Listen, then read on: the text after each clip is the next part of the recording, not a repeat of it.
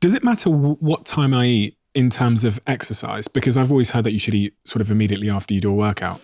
Doesn't matter. In terms of protein timing, if you're just looking at muscle growth, none of the other human factors, which there are many, then timing of protein is pretty irrelevant.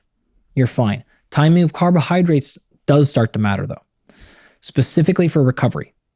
Now that typically happens in athletes that train multiple times a day. That said, with both of them, you have options. Again, look at the research on intermittent fasting. You don't see, especially if you look at the classic kind of like 16-8, which is you have a condensed eating window of just 6 hours a day, and the other 18 you're fasting.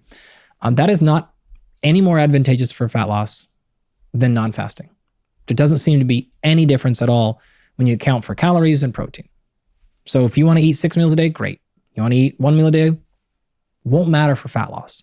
So that still though tells us timing of protein, it's just not super important for someone like you for muscle mass gains.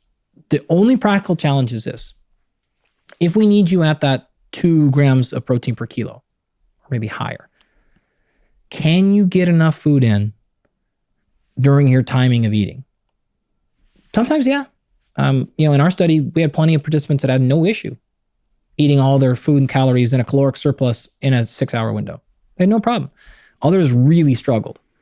And so now we're not talking science or physiology. We're talking practical application. You in your own personal life, my stomach is so full, or timing of work or whatever.